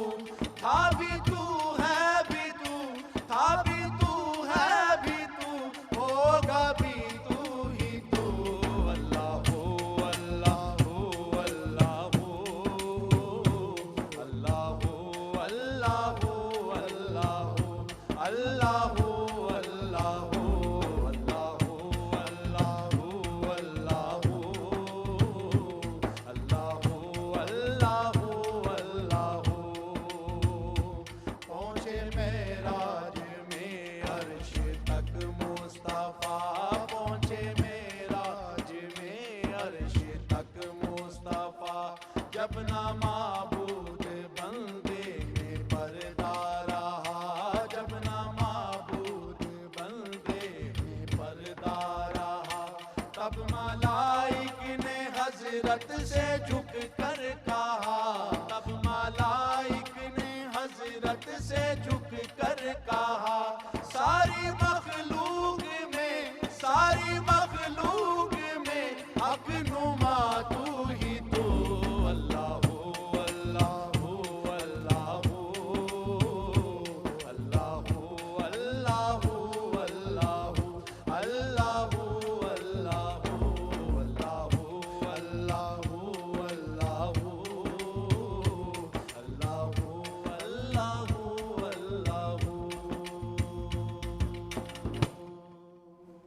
सुभान अल्लाह, जज़ाकल्लाह। मेरे बहुत ही प्यारे भाई अमीरुद्दीन, तौकीरुद्दीन, और मैं बहुत फ़ख्र के साथ ये बात आप लोगों के साथ व्यूअर्स हर बार शेयर करती हूँ कि माशाल्लाह नेशनल असेंबली के ऑफिशियल नात ख्वाह हैं मेरे भाई, यानी कि हमारे स्टेट को भी रिप्रेजेंट करते हैं, ना सिर्फ पाकिस्तान में बल्कि पूरी दुनिया में। बहुत ही प्यारे भाई हैं और इन्होंने भी अपने करियर का आगाज़ मेरी तरह ही आगे पीछे किया और इनको इस लेवल पे पहुंचते हुए तहे दिल से खुशी होती है। माशाल्लाह माशाल्लाह, अल्लाह आपको करोड़ कामयाबियों से नवाजे मेरे भाई। और इनके साथ ही जो इनके भाई और हमारे भी भाई हैं, बहुत ही प्यारे एजाज़ भाई और फ़याज़ भाई, एजाज़ अली और फ़याज़ अली भी हमारे साथ हैं डफ पे। और व्यूअर्स, जैसे कि आप जानते हैं, हम हमेशा कोशिश करते हैं कि जब भी कोई ऐसा ख़ास मौका या कोई ऐसा ओकेज़न आए जहाँ पे हम अपने प्यारे नबी पाक सल्लल्लाहु अलैहि वसल्लम का ज़िक्र कर सकते हैं या अपना हिस्सा डाल सकते हैं, तो हम हमेशा कोशिश ज़रूर करते हैं कि हम ऐसा करें। तो आज क्योंकि एज़ यू नो रबीउल अव्वल का बाबरकत महीना जारी है, हमारे साथ तो बहुत ही ब्रिलियंट पर्सनैलिटीज़ हैं। सबसे पहले हमारे उस्ताद, एक बहुत ही brilliant person, professor doctor Mohammad Abdullah हमारे साथ हैं। अस्सलाम वालेकुम। वालेकुम अस्सलाम व रहमतुल्लाहि व बरकातहू। जहाँ डॉक्टर साहब हमारी फैमिली का, हमारे मॉर्निंग शो का बड़ा इम्पोर्टेंट हिस्सा है, उस तरह हमारे मॉर्निंग शो की अगर मैं कहूँ कि बिगेस्ट सपोर्ट, और इवन दो उम्र में मेरे से छोटे हैं लेकिन हैं मेरे उस्ताद, मेरे मेंटोर, मेरे गाइड, मेरे भाई। इन्होंने इतने रोल मेरी ज़िंदगी में अदा किए हैं कि मैं क्या बताऊं व्यूअर्स आपको। चाहे रमज़ान ट्रांसमिशंस हों, चाहे कोई मुहर्रम की हमारी स्पेशल प्रोग्रामिंग हो, रबीउल अव्वल हो, अदरवाइज़ भी अगर कहीं हक़ की बात करनी हो, पिछले दिनों कुछ एक पर्सनल मामले में फंसी हुई थी, उस पर मशवरा लेना हो, हमेशा ये आदमी सर फहरिस्त होता है। मेरा बहुत ही प्यारा भाई डॉक्टर अली वक़ार कादरी। अस्सलाम वालेकुम। वालेकुम सलाम। आपको पता है अली भाई, मैं हमेशा से आपकी तरफ एक मेरी ग्रेटफुलनेस रहती है, क्योंकि आपने एक ऐसे स्टेज पे जब मुझे लगता था कि मैंने सीलिंग हिट कर दी है of hosting as far as मजहबी प्रोग्राम्स आर कंसर्न, आपने मुझे गाइड किया और मुझे आगे लेके चले। और भी वो सच्ची बात है, प्रोफेसर साहब हो गए, डॉक्टर साहब हो गए, ये सब हमारे असातिज़ा हैं। और अगर हम ये तस्लीम कर दें कि हम कुछ नहीं जानते, तो फिर हम सारी ज़िंदगी जो है सीखते रहेंगे। और उम्र में बड़ा छोटा होने से कोई फ़र्क नहीं होता, नॉलेज से फ़र्क पड़ता है। तो डॉक्टर अली वक़ार कादरी, आपसे बात शुरू करेंगे। प्रोफेसर साहब आपकी तरफ इसी बात को लेके आएंगे। आज हम ग़ज़वात पे बात कर रहे हैं। सच्ची बात बताऊं तो एक लम्हे के लिए मैंने भी सोचा कि ग़ज़वात पे बात करना ऑफ कोर्स ज़रूरी है, स्कूल में हम सीखते हैं इस्लामियात की क्लासेस वगैरह में, लेकिन आज ग़ज़वात पे बात करना क्यों ज़रूरी है डॉक्टर साहब? बिस्मिल्लाहिर्रहमानिर्रहीम। बहुत शुक्रिया, आपकी ज़रा नवाजी है। जो बड़ा होता है वो छोटों को भी बड़ा बनाता है, तो बड़े गर होते हैं आप जैसे लोग। और दूसरी बात ये देखिए कि ग़ज़वा की जो तारीफ़ है, ग़ज़वा टेक्निकली तो उस मार्के को कहते हैं जिसमें रसूलुल्लाह सल्लल्लाहु अलैहि वसल्लम बनफ़्स नफ़ीस ख़ुद तशरीफ़ फरमा और उसको लीड कर रही हैं। अहम सवाल यह है कि ग़ज़वात या वो जंगें या वो मार्के जो रसूलुल्लाह की हयात में हुए, उनका ज़िक्र क्यों ज़रूरी है। एक बात ज़हन में रख लीजिए, रसूलुल्लाह सल्लल्लाहु अलैहि वसल्लम ने जितनी जिद्दोजहद की, वो जिद्दोजहद दावती जिद्दोजहद जो थी वो इंसानी सतह पर थी, मौजज़ाती नौइयत की नहीं थी। हजूर की सीरत में हज़ारों मौजज़ात हैं, सैकड़ों मौजज़ात हैं और वो हुए, हक़ है, मगर दावत के काम में मौजज़ात नहीं होते। दावत का काम आपने इंसानी सतह पर ग्राउंड रियलिटीज़ को फेस करते हुए और प्रैक्टिकली जो एक इंसान को नफ्सियाती सतह पर, अमली सतह पर ये मामलात मुआशी सतह पर दरपेश होते हैं, उनसे लड़ के, उनसे नबर्द आज़मा होकर आपने करना होता है। अब रसूलुल्लाह की नबूवत ख़त्म हो गई, रसूलुल्लाह के बाद नबूवत कोई नहीं, अब कोई नबी नहीं, कोई रसूल नहीं। तो रसूलुल्लाह सल्लल्लाहु अलैहि वसल्लम ने इंसानी सतह पर यह सारी जिद्दोजहद ऐसे की कि पहले माशरे में जब जुगन ख़राबी आया करती थी तो अगला नबी आके ठीक कर देता था, अब नबी किसी ने नहीं आना था। तो लिहाजा रसूलुल्लाह ने इंसानी सतह पर जिद्दोजहद करके, वो दावत का मैदान हो, वो लड़ाई का मैदान हो, वो तबलीग का मैदान हो, इंसानी सतह पर जिद्दोजहद करके अपनी एक सुन्नत और उसवा कायम किया, जो कि अब नबी ने नहीं आना तो बाद वाले के लिए सुन्नत बन जाए। और वो ये ना कहें कि हम ये काम कैसे करें, दावत का मुश्किल काम, इसमें तो मार्के होती हैं, इसमें तो इल्ज़ाम लगते हैं, हम कैसे करें। तो रसूलुल्लाह ने तो मौजज़ात के ज़रिए किया, तो अल्लाह ने फरमाया नहीं, मौजज़ात के ज़रिए नहीं होगा बल्कि इंसानी सतह पर रियल ये होगा। इसलिए इसका ज़िक्र ज़रूरी है ताकि इसमें हम रसूलुल्लाह सल्लल्लाहु अलैहि वसल्लम की हयात मुबारक के वो पहलू देखते हैं जो आपने प्रैक्टिकली ज़मीन पर किए। और वही वाली बात है ना कि व्यूअर्स, नॉर्मल मामलात में तो आम इंसान जो है उसका एक सर्टन रद्द अमल होता है, जब आम इंसान की बात कर रही हूँ, और जब कोई मुश्किल वक्त आता है, स्पेशली जब जंग या वॉर के मामलात आते हैं, तो क्या होता है, लोगों के अंदर से ऐसी ऐसी पर्सनैलिटी की चीज़ें निकल रही होती है कि बंदा हैरान हो जाता है कि क्या। लेकिन हमारे नबी पाक सल्लल्लाहु अलैहि वसल्लम, क्या खूबसूरत पर्सनैलिटी, क्या परफेक्ट एग्जाम्पल पूरी इंसानियत के लिए, कि आपने हर स्टेप हर स्टेज में ज़िंदगी के हमारे लिए ऐसे एग्जाम्पल सेट किए कि अक्सर लोग तो ये भी कहते हैं कि ये सिर्फ ये क्वालिटीज़ इंसानों में नहीं पाई जाती, और हमारे नबी पाक ने हर स्टेज पे हमें गाइड किया। और यही तो बात है कि प्रोफेसर साहब, हम बातें कर लेते हैं लेकिन हम उनकी सीरत को फॉलो नहीं करते जैसे करना बनता है। जी बिस्मिल्लाहिर्रहमानिर्रहीम। लक़द कान लकुम फ़ी रसूलिल्लाहि उस्वतुन हसना, सदक़ल्लाहुल अज़ीम। सबसे पहले तो मैं शुक्रगुज़ार हूँ, आपने मौका दिया, और सीरतुन नबी सल्लल्लाहु अलैहि वसल्लम, ख़ास तौर पर ये जो साल है, ये नबी अकरम सल्लल्लाहु अलैहि वसल्लम की विलादत बाशहादत को 1500 साल मुकम्मल हो रहे हैं, और इसको वर्ल्ड लेवल पे इसको मनाने का फ़ैसला किया है OIC ने भी। और इसीलिए हम भी कोशिश कर रहे हैं कि अच्छे तरीके से जी, हम इस उम्मत माह मुस्लिमा मुबारक को को बहुत मनाएं, जी जी बहुत सेलिब्रेट मुबारक। करें। हाँ। लेकिन उस पर भी बात करेंगे कि सेलिब्रेशन होती क्या है। जी जी। तो आज का जो उन्वान है और पहलू है, नबी करीम सल्लल्लाहु अलैहि वसल्लम की ज़िंदगी का एक अहम पहलू है, और जहाँ आप सल्लल्लाहु अलैहि वसल्लम से नबूवत और रिसालत और इबादात, अकायद और ये सारी चीज़ें, मामलात, अखलाक, सब चीज़ें जुड़ी हुई हैं, तो वहाँ ग़ज़वात भी आप सल्लल्लाहु अलैहि वसल्लम की ज़िंदगी का एक अहम हिस्सा है। और जैसा कि डॉक्टर साहब ने फरमाया कि बिलाशुबा आप के मौजज़ात आपके साथ वाबस्ता हैं, लेकिन ग़ज़वात में ख़ालिसतन यानी इंसानी पहलू से, मादी लिहाज से, क्योंकि अल्लाह ताला ने ये हुक्म दिया है कि दुश्मन के मुकाबले में आप हर तरह से तैयारी रखें, वअइद्दू लहुम मस्तताअतुम मिन क़ुव्वा, हर लिहाज से तैयारी रखें।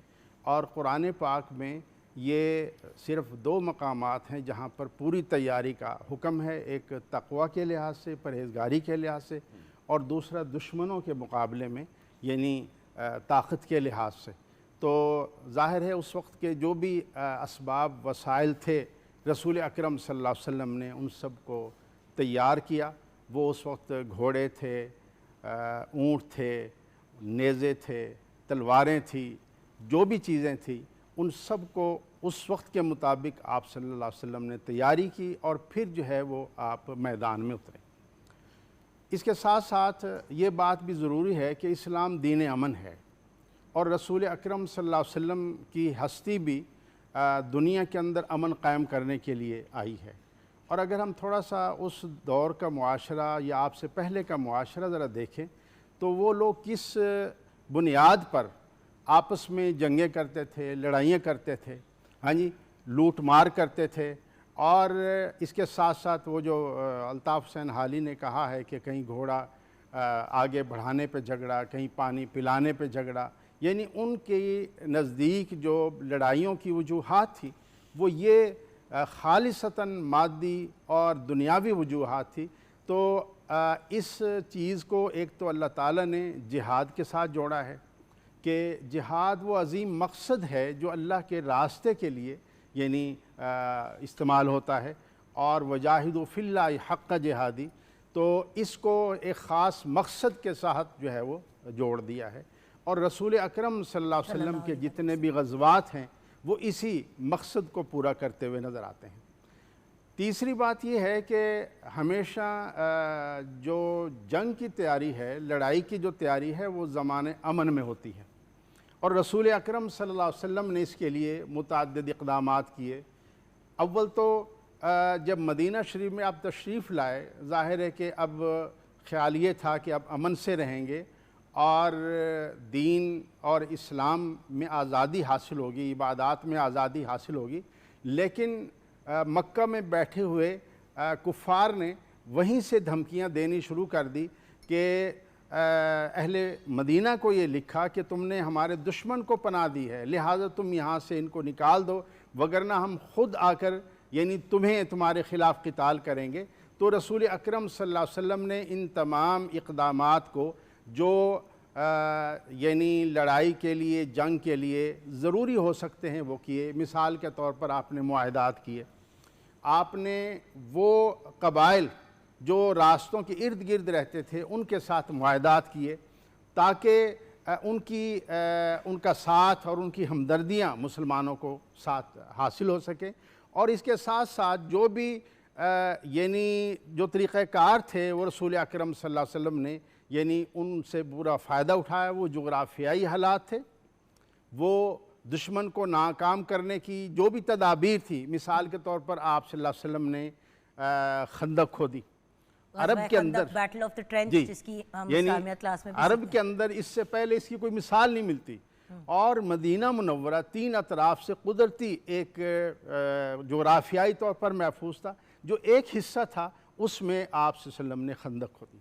जी, ग़ज़वा खंदक की ही बात कर लेते हैं पहले। आई थॉट हम पहले बदर की तरफ जाएंगे, बट ग़ज़वा खंदक की, क्योंकि कुछ ऐसी हैं ग़ज़वात जिनकी मुझे याद है कि हम जब स्कूल में भी पढ़ रहे थे तो ऑफ कोर्स आपने जैसे मैंने कहा कि कितनी ग़ज़वात थी, तो आपने कहा 28-29, मतलब ग़ज़वात तो काफ़ी थी, लेकिन कुछ प्रोमिनेंट वाली की हम बात करेंगे। और इस प्रोग्राम के थ्रू मैं आपसे रिक्वेस्ट करना चाहूँगी कि सारी ग़ज़वात के बारे में पढ़ें। ये तो हम आपको एक इंडिकेटर देते हैं व्यूअर्स, कहाँ पे पूरा का पूरा आपको इस्लामियत लेसन मिल सकता है ऑन एयर। सो हमारी कोशिश ये होती है कि आपको इंडिकेटर दे दें कि जहाँ इतनी चीज़ों के बारे में पढ़ते हैं, ये भी तो इबादत है, ग़ज़वात के बारे में भी पढ़ें। जी, ग़ज़वात जो हैं उसमें अभी हम चूँकि ग़ज़वा खंदक पर थोड़ी सी बात कर लेते हैं। देखिए रसूलुल्लाह सल्लल्लाहु अलैहि वसल्लम की जो शख्सियत है ना, ये ग़ज़वात हमें उनकी शख्सियत के बड़े पहलू सामने रखते हैं खोल के। सबसे अहम पहलू जो सामने आता है वो ग़ज़वा बदर हो या ग़ज़वा खंदक हो। अल्लाह का रसूल हर काम अल्लाह की तरफ से हुक्म और वही के साथ करते हैं। इसके बावजूद सुन्नत ये है कि जब भी कोई मार्का पेश आता है, वो बदर को, वो ओहद को, वो खंदक को, तो सबसे पहले एक मजलिस मुशावरत बैठती है कि ये हमें चैलेंजेस हैं, इन चैलेंजेस से कैसे निपटा जाए। हालांकि नबी को हाजत नहीं है, अल्लाह की वही है, लेकिन सुन्नत ये कायम की। अब उस सुन्नत का तकाजा देखें कि सहाबा कराम से मशवरा किया। हज़रत सलमान फ़ारसी फ़ारस से थे, उन्होंने मशवरा दिया कि हमारे यहाँ जंग लड़ने का तरीका ये है कि जब इस तरह की सूरत हाल हो कि दो लश्करों में बड़ा फ़र्क हो और इस तरह डिफेंसिव हो के लड़ना हो, ऑफेंसिव नहीं डिफेंसिव पोजीशन में लड़ना हो, तो हम खंदक खोल देते थे ताकि वो एरिया जिनमें खंदक खुंदी है वो एरिया बिल्कुल डिफेंसिव हो जाए और हम वहाँ से महफूज हो जाएं और बाकी आप फोकस होकर लड़ सकें। आप ब्रिलियंस का लेवल देखें। हाँ, अब देखें ना आप रसूलुल्लाह ये ने आर्ट ऑफ वॉर। अच्छा मशवरा मांगा, सुने स्ट्रेटजी देखें, मशवरा मांगा और उस मशवरे पर अमल किया और उस अमल के नतीजे में ये फतह हुई। बदर में हजूर ने खैमे लगवाए। अच्छा, बदर में बदर की मैंने बात करनी है एग्जैक्ट इस जुमले के साथ, इसी जुमले के साथ, ठीक। हाँ, बदर में हजूर ने खैमे लगवाए और एक सहाबी आके कहते हैं कि या रसूल अल्लाह क्या ये वही के हुक्म पे लगवाए हैं? हजूर फरमाते हैं नहीं, ये मैंने तदबीर अपनी जंगी तदबीर के तहत। वो फरमाती है या रसूल फिर मैं मकामी हूँ, मेरा मशवरा यह है कि इनको यहाँ से उठाएं और वहाँ लगाएं, वहाँ ये जंगी नुक्ते नज़र से ज़्यादा बेहतर है। ज़र्फ़ देखें और मशवरे की अहमियत देखें, वहाँ से उठवाए वहाँ लगवाए और बदर में फतह वहाँ पर हुई। अब यही तो देखें ना व्यूअर्स, ये होती है ब्रिलियंस कि आप सिचुएशन, इन्वायरमेंट, हर चीज़ को नज़र रखते हुए इतनी बड़ी डिसीजन लें और इतने लोगों की जानें आपके हाथ में, आपकी हथेली पे, आपकी उंगली के एक इशारे पे। हम ब्रेक की तरफ जाएंगे और ऑफ कोर्स ब्रेक में जाते जाते हम रिक्वेस्ट करना चाहेंगे अपने प्यारे भाइयों से कि नाते रसूल मकबूल सल्लल्लाहु अलैहि वसल्लम पेश करें। जी भाई। तलाअल बद्रु अलैना, तलाअल बद्रु अलैना, तलाअल बद्रु अलैना, तलाअल बद्रु अलैना। आए सरकार मदीना, लाए अनवार मदीना, आए सरकार मदीना, लाए अनवार मदीना। है कदम बो से रिसालत, गुलो गुलज़ारे मदीना, है कदम बो से रिसालत, गुलो गुलज़ारे मदीना। कुंदनी रंग है गहरा, है लिबास आज सुनहरा, कुंदनी रंग है गहरा, है लिबास आज सुनहरा। चांदनी रात ने पहना, तलाअल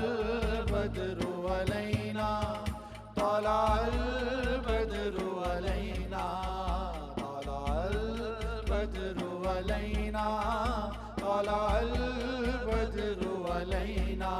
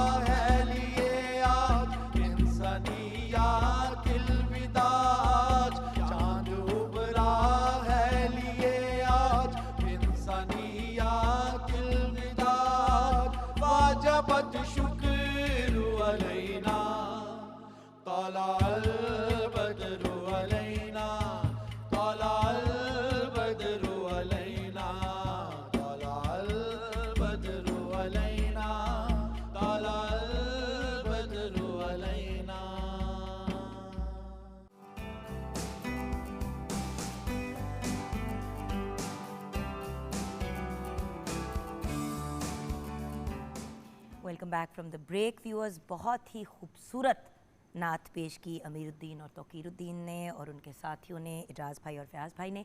किचन की तरफ रुख करते हैं जहाँ पे चुपके चुपके से शेफ़ नूर ज़िंदगी में पहली दफ़ा चुपके चुपके काम भी कर रही हैं। जी, हमारा धुआं दही चिकन और हमारा कोकोनट हलवा बिल्कुल रेडी है। तो हम एक्चुअली बात कर रहे थे viewers, as you know, break से पहले ग़ज़वा बदर की।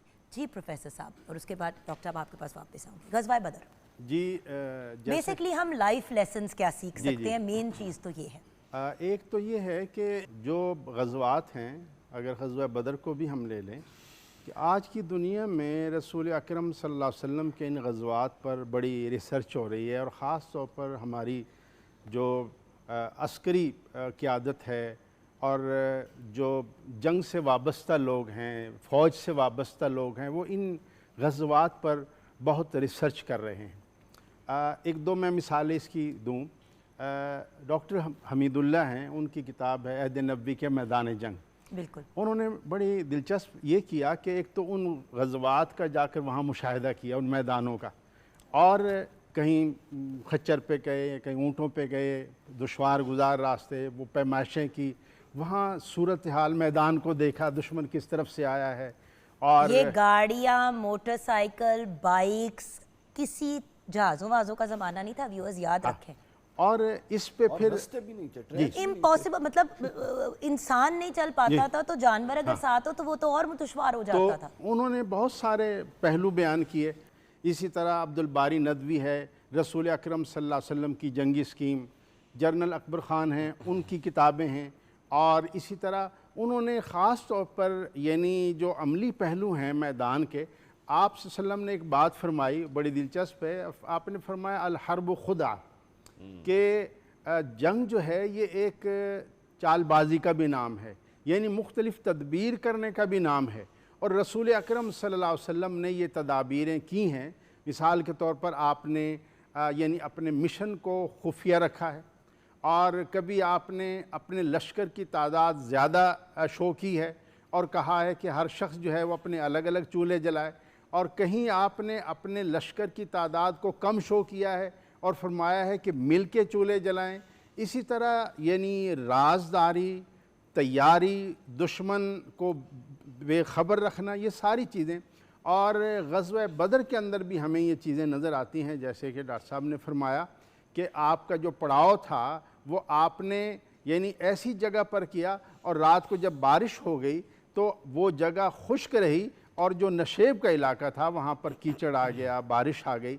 तो इस तरीके से, और जब तमाम आपने इक़दामात कर लिए और सफ़ बंदी कर ली और मुजाहिदीन को मैदान में उतार लिया, यानी पूरी तैयारी जब कर ली, तो फिर अल्लाह ताला से दुआ की कि ए बारी ताला, ये वो नफूस कुदसियाँ हैं जो तेरे इस मैदान के अंदर हाजिर हैं, और अगर ये मिट गए तो फिर क़यामत तक तेरा नाम लेने वाला कोई नहीं होगा। यानी मादी वसाइल के साथ साथ, दुनियावी वसाइल के साथ साथ, फिर रूहानी तौर पर ताल्लुक़ बिल्लाह और दुआ और नुसरत इलाही, और ख़ास तौर पर ग़ज़वा बदर में हमें नुसरत इलाही का ख़ास यानी सबूत भी मिलता है। ख़ुद अल्लाह ताला ने फरमाया कि लक़द नसरकुमुल्लाहु बिबदरिन व अंतुम अज़िल्ला, कि अल्लाह ताला ने तुम्हारी बदर के अंदर मदद की जबकि तुम यानी कम थे, और तुम्हारी गोया के लिहाज से शिकस्त वो यकीनी थी,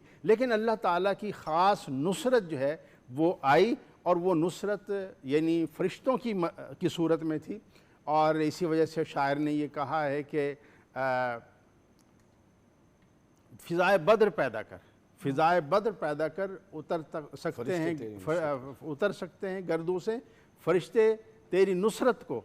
तो मकसद ये है कि आज भी अगर वो कैफियत पैदा हो, वो माहौल पैदा हो, वो दुआएं हों, वो तैयारी हो दुश्मन के मुकाबले में, मादी लिहाज से, हर लिहाज से। अभी यानी जो एक मार्का हम पर मुसल्लत कर दिया गया जंग मई के अंदर, तो अल्लाह का शुक्र है अल्हम्दुलिल्लाह अफ़वाज पाकिस्तान ने पूरी तैयारी की और दुश्मन को पूरी तरह तैयार जवाब दिया। तो ये वही बात हमें यानी मार्का बदर से ये बात हमें मिलती है कि एक तरफ 313 का लश्कर है और एक तरफ 1000 का लश्कर है। मादी लिहाज से कोई मुकाबला नहीं है, लेकिन जो सबसे नुमाया बात है वो अल्लाह ताला पर यकीन है, नुसरत है, वो एक जज्बा है जो इस उम्मत को हासिल है। जी डॉक्टर साहब, ऑफ कोर्स ग़ज़वा बदर पे जो आपकी इनपुट है, और उसके साथ साथ देखिए फ़तह मक्का मेरे लिए, देखिए हर हमारे मज़हब की बड़ी खूबसूरत बात यह है कि हर बंदे के लिए एक डिफरेंट चीज़ बहुत ज़्यादा मीनिंग रखती है, कुछ ज़रा कम रखती हैं। ग़ज़वात में अगर बात करें तो जो स्पेशली जब फ़तह मक्का की हम बात करते हैं तो मेरे लिए वो इसलिए एक बहुत बड़ी बात है क्योंकि माफ़ी जिस लेवल पे आम की थी, और आजकल के ज़माने में जहाँ पे कोई आपके पैर पकड़ के भी गिड़गिड़ा के माफ़ कर रहा होता है तो लोग मुंह दूसरी तरफ कर लेते हैं, उनके लिए बहुत बड़ा पैगाम है ये। जी डॉक्टर साहब, दो तीन चीज़ें मैं जल्दी से बयान करता जाता हूँ। आपने जो शुरू में पूछा था कि बदर का पैगाम क्या है, ज़हन में रख लीजिए, बदर का पैगाम यह है कि आपने पूरी तैयारी करनी है, वेल प्लानिंग के साथ जाना है। ये नहीं है कि आप दुआएं कर रहे हैं और जो सेंसिबल काम है, जो आपने मुनज़्ज़म चीज़ें करनी है उसको आप छोड़ दें, नहीं। रसूलुल्लाह ने पूरी तैयारी की और जब ले गए तो कहा मौला मेरे को यही सारा कुछ है, फिर दुआओं के लिए बैठ गए। ये बदर का पैगाम। दूसरा ओहद में क्या पैगाम, आप सबको पता है, वाक़या ओहद बयान करने की ज़रूरत नहीं है। मुसलमानों से गलती हुई, रसूलुल्लाह सल्लल्लाहु अलैहि वसल्लम के एक पैगाम को, ये बड़ा अहम है, जो कि बड़ा अहम पहलू, एक पैगाम को उन्होंने जल्दबाजी में नज़रअंदाज कर दिया, कितना नुकसान हो गया। इधर बदर में 70 कुफार मारे गए थे, ओहद में 70 मुसलमान शहीद हुए, पूरा बदला हो गया। हुआ क्या कि एक गलती हो गई सहाबा किराम से। अच्छा अब अंदाज़ा कीजिए वो कितने मुखलिस थे। वो बेसरोपा थे, अल्लाह और उसकी रज़ा के लिए गए हुए थे, मगर अल्लाह ने यह बताया दुनिया का निज़ाम अदल है, मेरे लिए भी कोई खड़ा है और मिस्टेक करोगे तो you have to bear it, समझिए। तो लिहाजा ये निज़ाम अदल था कि उस गलती का खमियाजा फिर सबको भुगतना पड़ा। तो ओहद हमें यह पैगाम देता है कि यह दुनिया बकदर जुस्तजू है, लैसा लिल इंसान इल्ला मा सआ, तुम जितनी स्ट्रगल करोगे तुम्हारे लिए रास्ते खुलेंगे। उसके बाद आखिरी चीज़ जो है फ़तह मक्का। फ़तह मक्का एक्सट्रीम है नबवी तालीमात की। वो क्या है? वो लोग जिन्होंने सहाबा कराम को तंग किया, वो लोग जिन्होंने रसूलुल्लाह सल्लल्लाहु अलैहि वसल्लम को अज़ियतें दी, आप पर ओजड़ियाँ डालीं, आपको तंज़ो मज़ाक की, आपको पत्थर मारे और ना जाने आपके साथ क्या कुछ किया, आपके अहले बैत को तंग किया। जो वापस पलटे तो अब सब ये देख रहे थे कि अब क्या हो सकता है। उन्होंने कहा कि तुम्हें मालूम है कि मैं तुम्हारे साथ क्या करूँगा? तो वो कहते हैं कि आप ख़ुद भी करीम हैं, आपके वालिद भी करीम थे, करीम घराना है बनु हाशिम का। तो हज़ूर अलैहिस्सलातु वस्सलाम ने फरमाया कि आज तुम में से किसी पर कोई खौफ नहीं, हर कोई आज़ाद, हत्ता कि उस वक्त तक जो बदतरीन दुश्मन था अबू सुफियान, हज़ूर ने फरमाया जो अबू सुफियान के घर में दाखिल हो गया वो भी अमन पा गया। यानी ईसार की ये सत्ता। अच्छा, सिर्फ माफ़ी नहीं थी, इंसानों को इंसान के साथ जोड़ा भी, उनके घर का कहा, सिर्फ ये नहीं कहा कि मैंने उसको माफ़ किया, कहा कि उसके घर में भी जो गया वो अब सेफ है। हाँ। यानी कि अब अगर माफ कर दिया है तो फिर दिल में कोई खलिश नहीं रखनी आपने फिर किसी की security दी तरफ, है। Let it go. बिल्कुल ऐसे है, देखिए बिल्कुल ऐसे है। अभी पाक सल्लल्लाहु अलैहि वसल्लम जैसी हस्तियां तो माफ कर सकती हैं, हम इंसान हैं, गलतियों के पुतले हैं। फिर उसके बाद जो आपने चंद एक अल्फाज वो बड़े ज़रूरी हैं। आपने फरमाया अब सुन लो, फ़तह मक्का के बाद किसी गोरे को कारे पर कोई फजीलत नहीं, फजीलत की बुनियाद तकवा है। किसी अरबी को अजमी पर कोई फजीलत नहीं, फजीलत की बुनियाद तकवा है। तुम सब एक नस्ल आदम की औलाद हो और आदम मट्टी से बनाए गए थे, तो लिहाजा तुम्हारी बारगाह अल्लाह की बारगाह में जवाबदेही अल्लाह के अहकाम की बुनियाद पर होनी है। वहाँ हर बंदे ने इनफरादी हैसियत में अल्लाह के यहाँ अपने अमल का जवाबदेह होना है, ना कि नस्ब की बुनियाद पे, ना कि माल की बुनियाद पे, ना कि दौलत की, ना कि कबीले की। तो ये एक यूनिवर्सल किस्म का मैसेज दे के रसूलुल्लाह इस दुनिया से तशरीफ़ लेकर। Thank you so much. और इसी मैसेज पे हम आज के शो को कंक्लूड करेंगे, लेकिन कंक्लूड करने से पहले प्रोफेसर साहब हमारे व्यूअर्स को पैगाम प्लीज़ दे दें आज के दिन की मुनासबत से, छोटा सा, कोई प्यारा सा, कोई पते की जी, बात। सबसे बड़ा पैगाम ये है कि नबी करीम सल्लल्लाहु अलैहि वसल्लम की हस्ती, आप आखिरी नबी हैं, आपके बाद किसी और नबी ने नहीं आना, बेशक, लेकिन आपकी नबुव्वत और रिसालत का पैगाम जो है वो क़यामत तक पहुँचना है। और हमें चाहिए कि हम इन बातों को जो हमने आज ज़िक्र किया है इनको सिर्फ़ अपनी बहस का मौजू न बनाएं, बल्कि इन पर हम अमल करें। और नबी करीम सल्लल्लाहु अलैहि वसल्लम की जो ज़िंदगी है, आपका जो पैगाम है, वो हमें अपनी ज़िंदगियों में लाना है और उम्मत को ये दिखाना है कि आप सल्लम का जो उसवा है वो आज भी हमारे सामने है। तो ये सबसे बड़ा पैगाम है कि आपकी सीरत को सिर्फ़ किताबों में न रखें, सिर्फ़ बहस का मौजू न बनाएं, बल्कि हम अपनी ज़िंदगियों में लाएं, अपने निज़ाम में लाएं, अपने मुल्क और अपने इस हुकूमत का। और हर लिहाज से आप तक़लीद के काबिल हैं और आप खुशबू है दो आलम में तेरी ए गुल चीदा, कि इस मुँह से बयां हो तेरे औसाफ़ हमीदा। तू रूह ज़मन रंग चमन अब्र बहारा, तू हुस्न सुखन जाने अदब शान कसीदा। क्या बात है, जज़ाकल्लाह जज़ाकल्लाह। Professor doctor Mohammad Abdullah and doctor Ali Waqar Qadri, हमारे टीचर्स, हमारे गाइड, आपका बहुत बहुत शुक्रिया। आज मुझे पता है ये बड़ी मसरूफ़ियत के दिन होते हैं सबके, हर बंदे ने अपने घर में भी एहतमाम किया होता है, मसाजिद वगैरह में भी एहतमाम होता है, तो वक्त निकालना इतना आसान नहीं होता। थैंक यू सो मच, आपका बहुत शुक्रिया, बहुत शुक्रिया। और ऑफ कोर्स हमारे बहुत ही प्यारे भाई, इंटरनेशनली रिनाउंड सना ख्वां एंड शेफ़ नूर, आपका भी बहुत बहुत शुक्रिया। और यहाँ पे शो कंक्लूड करेंगे अपने प्यारे भाई अमीरुद्दीन एंड तौकीरुद्दीन से कलाम सुनते हुए। जी, कमली वाले मोहम्मद तो सदके मैं जाऊं, कमली वाले मोहम्मद तो सदके मैं जाऊं, जिन्ना आके गरीबां दी बां फड़ लई। कमली वाले मोहम्मद तो सदके मैं जाऊं, जिन्ना आके गरीबां दी बां फड़ लई। कमली वाले मोहम्मद तो सदके मैं जाऊं, कमली वाले मोहम्मद तो सदके मैं जाऊं, जिन्ना आके गरीबां दी बां फड़ लई। मेरी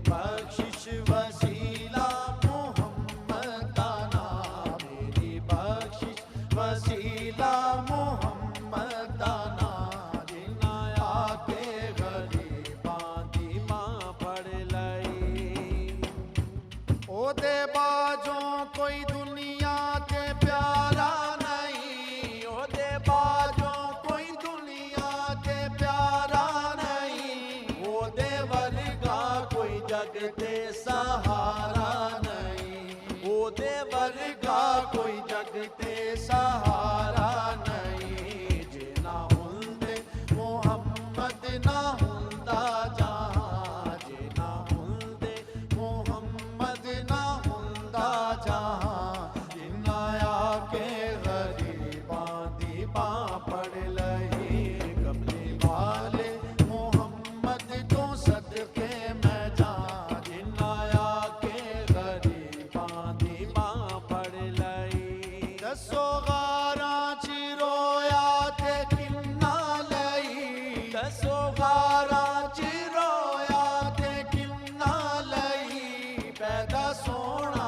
जे होया ते किन्ना लई पैदा सोना जे होया ते किन्ना लई क्यों नहीं मंगदे तुसी काली कमली दी छां क्यों नहीं मंगदे तुसी काली कमली दी छां जिन्ना आके गरीबां दी बां पढ़ लई कमली वाले मुहम्मद तो सदके मैं जां जिन्ना आके गरीबां दी बां पढ़ लई लाया बदुआ नू सीने कमाल होया लाया बदुआ नू सीने कमाल होया कोई हबशी तो हजरत बिलाल होया कोई हबशी तो हजरत बिलाल होया ए दर ते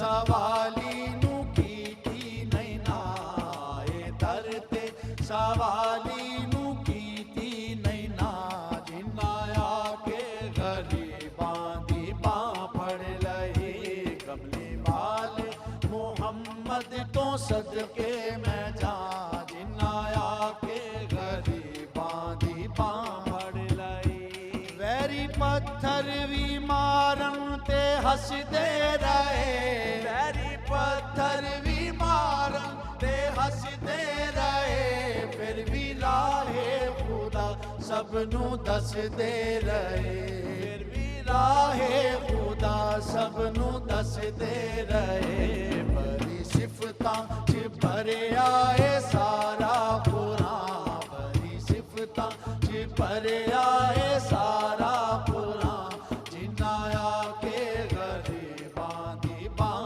पढ़ लई कमली वाले मुहम्मद तो सदके मैं जां जिन्ना आके गरीबां दी बां पढ़ लई नाल उंगली इशारे दे चंद तोड़िया नाल उंगली इशारे दे चंद तोड़िया गया सूरज आगां वल पिछा मोड़िया गया सूरज आगां वल पिछा मोड़िया कलमा सोने मुहम्मद दा पढ़िया पुतां कलमा सोने मुहम्मद दा पढ़िया पुतां जिन्ना आके गरीबां दी बां पढ़ लई कमली वाले मुहम्मद तो सदके मैं जां जिन्ना आके गरीबां दी बां पढ़ लई कमली वाले मुहम्मद तो सदके मैं जां जिन्ना आके गरीब